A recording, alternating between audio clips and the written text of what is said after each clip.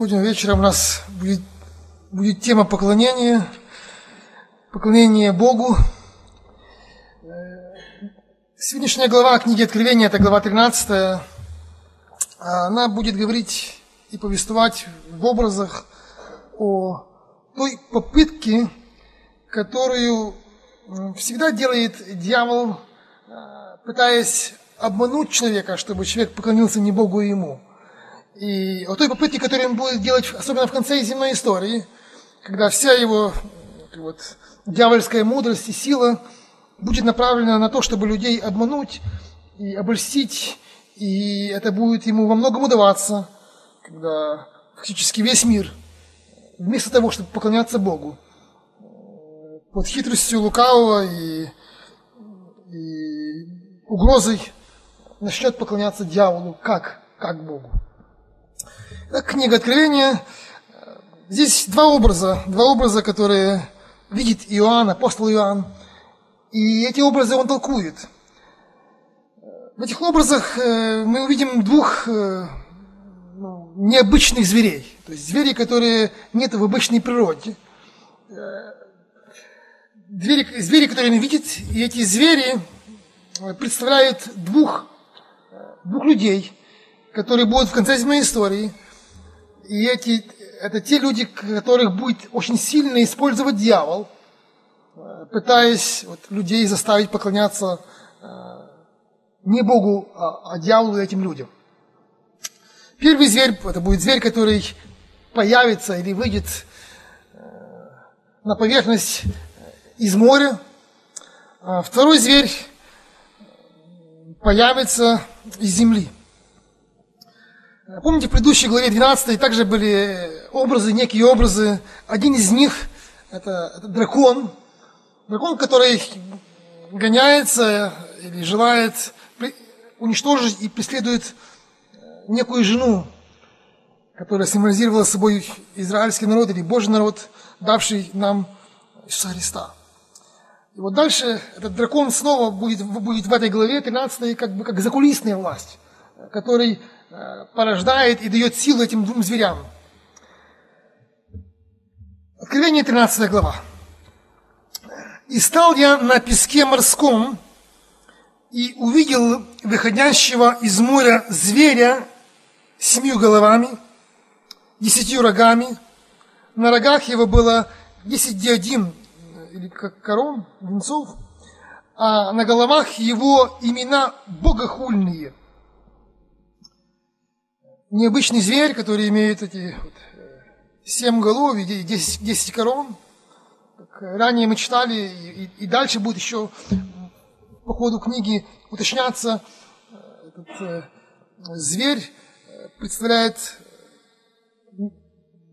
особое такое объединение государств, которое появится в последнее время. Может быть, то, что делается сегодня, это объединение Европы, только является неким платформой или площадкой. Будет сделано еще намного больше, потому что это будет страны Востока войдут в это объединение. И будет человек, который возглавит эти государства, правитель. И именно этот правитель и это государство представляется этим зверем. 2 стих. «Зверь, которого я видел, был подобен барсу, ноги у него, как у медведя, а пасть у него, как пасть у льва. И дал ему дракон». Дракон здесь, это дьявол, как писалось ранее в главе 12. «И дал ему дракон», этому зверю, или этой супердержаве, силу свою, и престол свой, и великую власть. Параллельным местом или даже книгой к этим повествованиям книги Откровения является книга из Старого Завета Даниила, книга пророка Даниила. И в 7 главе, во 2 главе и в 7 главе представляется как империи, которые появляются в ходе истории.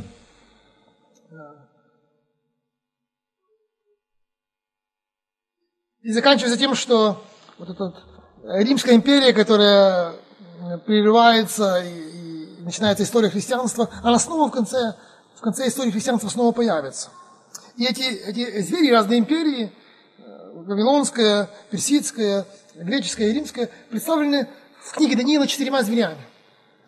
И это те звери, которые где-то изображаются в этом в одном, как бы представляя собой, что это безбожная империя, которая появится в конце времени, будет иметь черты в себе всех этих властей, которые раньше пытались устроить правление мира вне Бога или без Бога. Также говорилось, что этот зверь выходит из моря. Очень часто, и также будет дальше в книге Откровения, этот образ толкуется, как воды это разные нации и народы, как бушующее море, которые пытаются скинуть Божью власть или жить безбожно. На фоне этого безбожного общества появляется это особое государство, супергосударство, цель которого, говорилось, что у него на головах имена богохульни, цель которого жить без Бога и чтобы Бог им не мешал. Стих 3. «И видел я, что одна из голов его как бы смертельно была ранена, но эта смертельная рана исцелела. И дивились вся земля, следя за зверем, и поклонились дракону, то есть здесь дьяволу, который дал власть зверю, и поклонились зверю, говоря, кто подобен зверю сему, и кто может сразиться с ним». Что-то произойдет, что весь мир будет зачарован, и ахнет, и поймет, и примет это как что-то особо сверхъестественное и чудное, что люди мира буквально начнут поклоняться этому мировому правителю, дьяволу, который дал ему эту власть. Помните, когда дьявол искушал Иисуса Христа, говорил о том, что если ты поклонишься мне, я дам тебе все царства мира. То есть дьявол реально имеет власть над политикой этого мира, над тем, что люди организовывают. И ему будет дано это позволение в конце земной истории в действительности организовать самую безбожную власть, которая есть.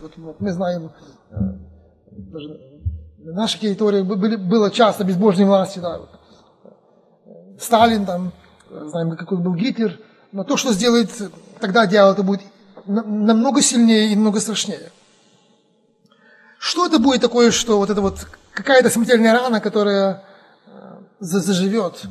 И это будет даже в те времена чем-то сверхъестественным. Есть два основных понимания, что это произойдет. Возможно, как первое понимание, это то, что эта империя появится и живет. Это будет как восстановленная Римская империя, которой уже нету сколько уже почти 2 тысячелетия.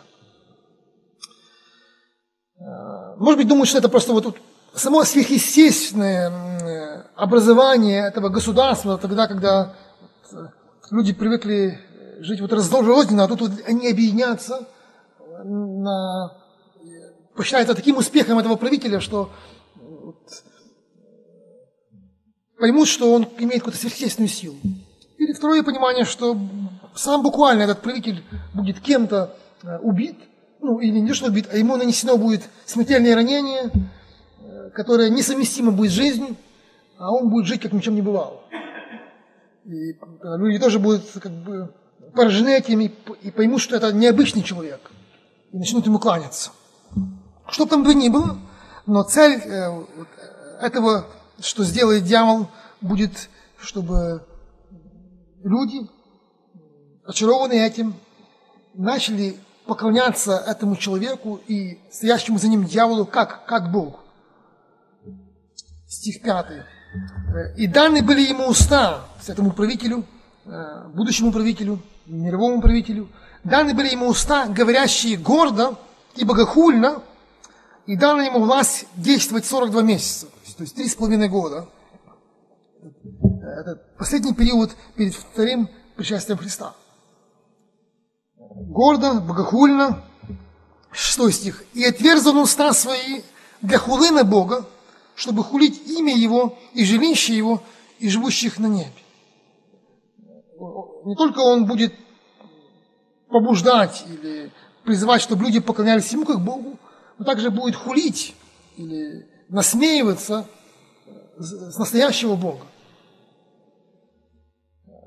Ясно, что с Богом как бы воевать он не может, но находясь на земле, он будет пытаться его критиковать, насмеиваться, и, наверное, будет это ставить себе в достоинство, что вот как он с Бога смеется, а Бог ничего ему не может сделать, значит, он сильнее Бога. Вообще это извечное желание дьявола. Вот почему как бы дьявол стал дьяволом? Он не захотел быть вторым или где-то ниже Бога. Он сказал, буду подобен Всевышнему. Вот это вот свою идею быть подобным Всевышнему и сделать так, чтобы его поклоняли, чтили как Бога, вот он будет воплощать особенно и сильно в это время перед пришествием Христа. Стих 7. «И дано было ему вести войну со святыми», то есть с теми, кто откажется его почитать как Бога, и победить их. И дана была ему власть над всяким коленом и народом и языками племенем. С одной стороны, он будет выявлять и уничтожать всех тех, кто не преклонится перед ним, а с другой стороны сказано, что его власть или его правление будет не только на той территории, которая занимала Римская империя, а над всем миром. То есть весь мир будет в его подчинении, и поэтому он сможет по всему миру преследовать любого, кто откажется поклоняться Богу, а не ему. И вот какой результат, 8 стих. «И поклонятся ему все живущие на земле, которых имена не написаны в книге жизни у Агнца, закланного от создания мира». И это будет настолько действительно дьявольская сила и обольщение, что все, то есть это миллиарды людей, за исключением небольшого количества тех, вот кто будет иметь этот иммунитет против этого обольщения. Только те, здесь сказано, написано в книге жизни Агнца, это те, кто до этого успел поверить в Иисуса Христа. Иммунитет от дьявольского обмана – это просто познать правду, познать живого Бога. Если ты не будешь поклоняться живому Богу, то есть никто не устоит, и ты не устоишь. Умные, там, философы, образованные, простолюдины, богатые, бедные, все будут как заколдованы или как загипнотизированы под этим обманом и ложью.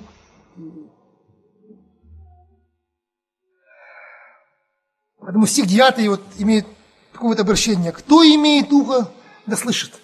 Иными словами, очень мало кто будет способен этому противостоять и оказаться в числе знающих Божью правду. Очень мало. Вот кто имеет ухо и понимает или услышит этот Божий призыв, чтобы остаться верным Богу, пусть это слышит. Вообще, помните, мы читали, похожие призывы были в послании 7 церквям. Всегда и в наше время, то есть Бог говорит о себе, доносит правду, но вот не так много эту правду слышит. Поэтому кто имеет, кто способен это понять, он говорит, внимайте. Стих 10. «Кто ведет в плен, тот сам пойдет в плен». Это говорится об этих злых действиях, которые будет делать эта дьявольская власть. То есть она все равно, рано или поздно, какая бы она ни была, вот, кажется, могучая и несокрушимая, рано или поздно Бог его сдаст. Кто мечом убивает, тому самому надлежит быть убитому мечом. Бог говорит о том, чтобы мы не переживали, когда вот эта безбожная власть будет пытаться воевать против Бога или убивать верующих. Какая наша реакция? Здесь терпение и вера святых. Вот здесь вот, наша реакция. Наша реакция на то, что сейчас происходит.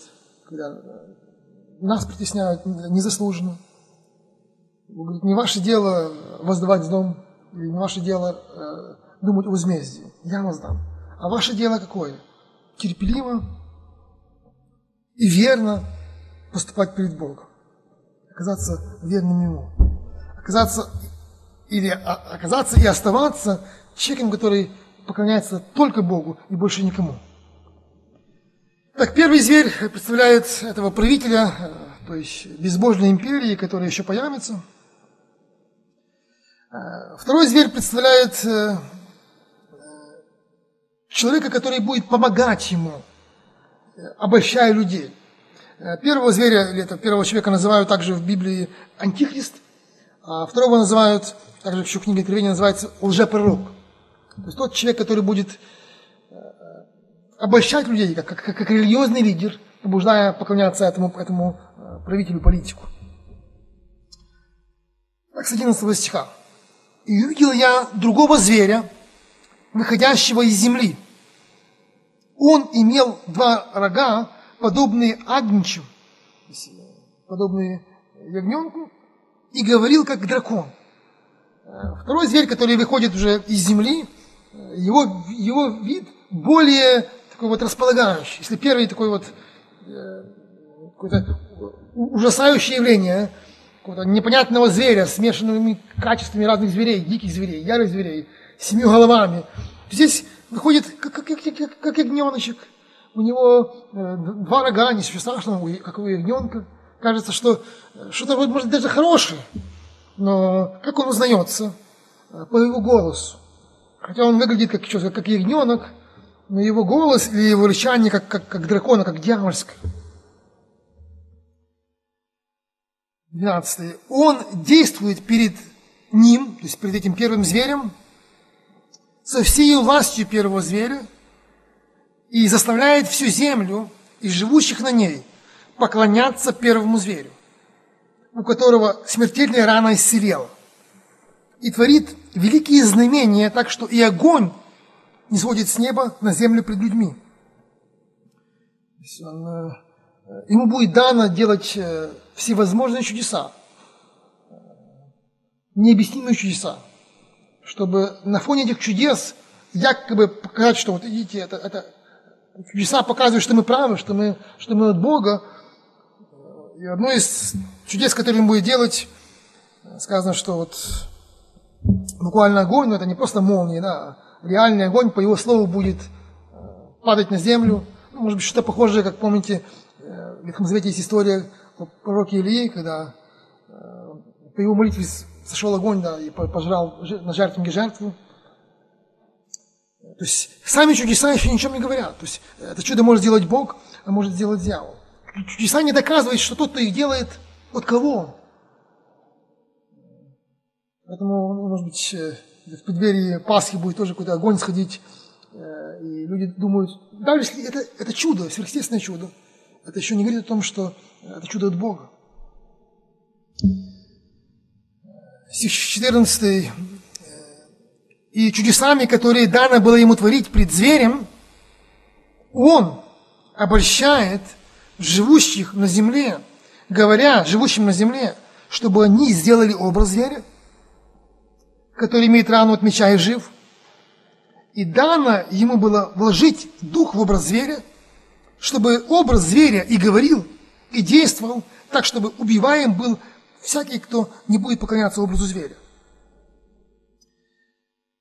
Кроме того, что он будет побуждать людей поклоняться этими чудесами, поклоняться самому этому правителю, также он сделает или вдохновит людей сделать что-то непонятное, сказано, образ зверя. Может быть, это какая-то громадная статуя, но видно, что это будет не просто какое-то техническое дело, что это как робот, это будет, наверное, реально какая-то, может быть, какая-то статуя из каких-то драгоценностей, но которая под какой-то дьявольской силой будет оживать, как будто действовать как живая.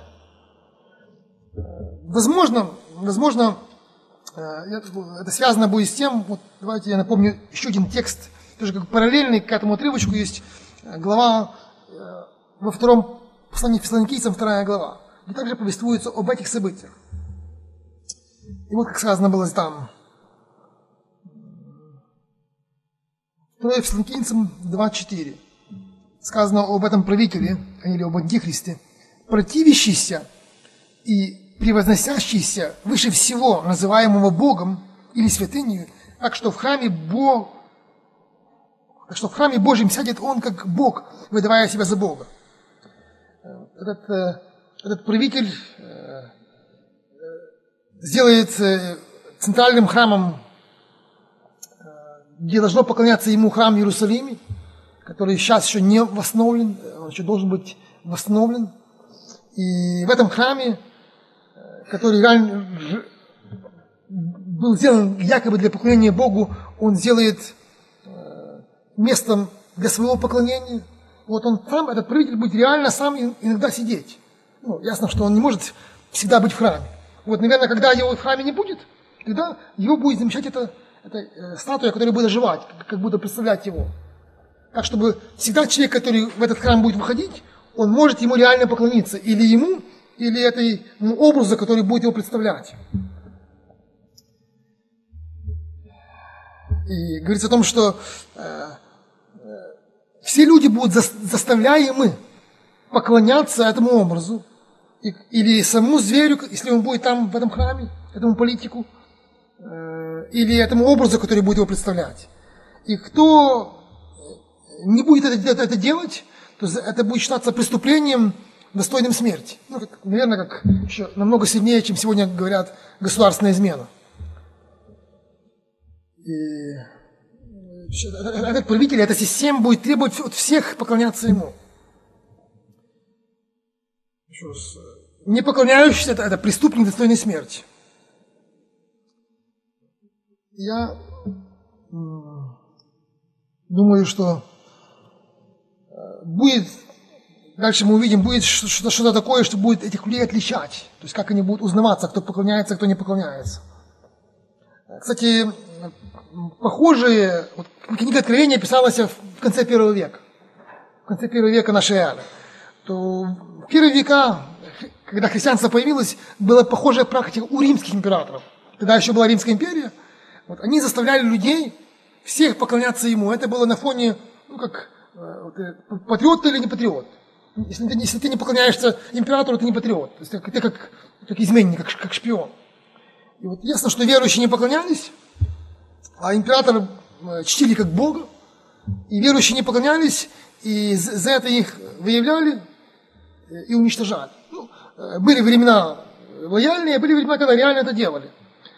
И как делало? Вот была статуя императора в каждом городе, в крупном городе, где был храм императору. И все люди должны были туда приходить поклоняться. И кто поклонялся, тому давали удостоверение. То есть поклониться, там нужно было просто подойти к этому жертвенничку возле этого, кинуть какую-то щепотку благовоний и сказать, что вот император Бог. Но верующие это не могли себе позволить. И они не имели этого удостоверения, этого свидетельства. И когда выявлялись, проверяли, имеешь, не имеешь, все, ты преступник. Что-то похожее сделает дьявол в конце времени. Вот как написано дальше, стих 16. И он сделает то, что всем малым и великим, богатым и нищим, свободным и рабам положено будет начертание на правую руку их или на чело их. И что никому нельзя будет ни покупать, ни продавать, кроме того, кто имеет это начертание, или имя зверя, или число имени его. Многие время нашего прогресса понимают, что это начертание может быть не только буквально печатью какой-то, да, или изображением, может быть, какой-то электронной системой, каким-то чипом или еще чем-то. Ну, может быть.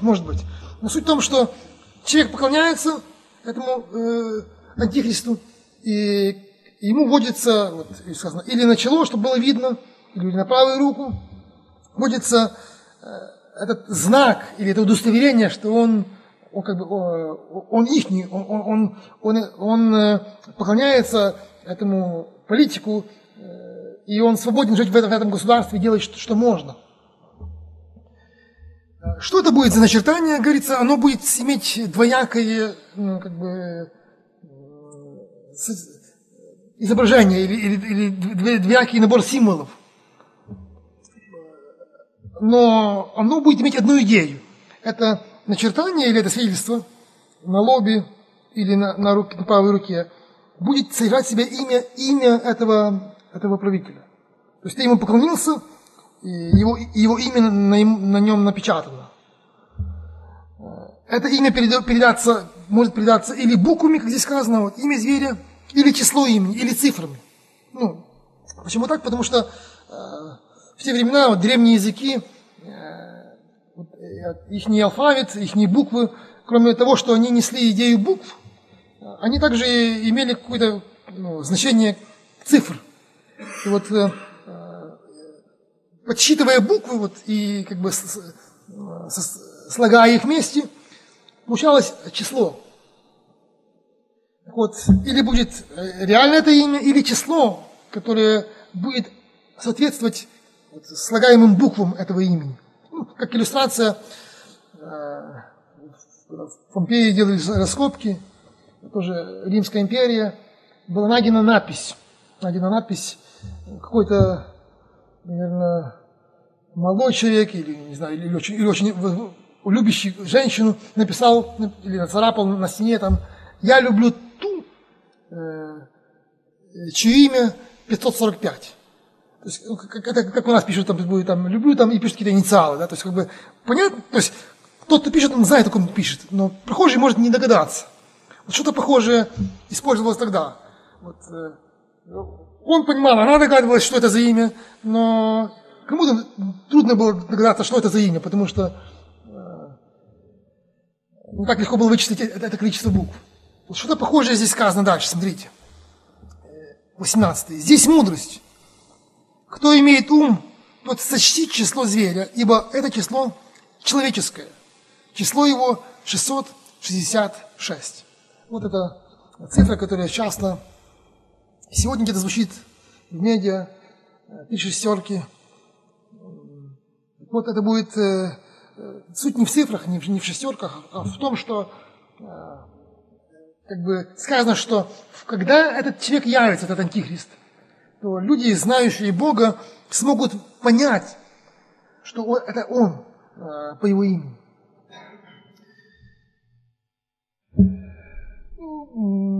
В ходе истории, не знаю, очень много раз пытались вычислить имя этого антихриста. И при хорошем желании математики довольно-таки просто подгонялись разные имена. Ну как, в разных алфавитах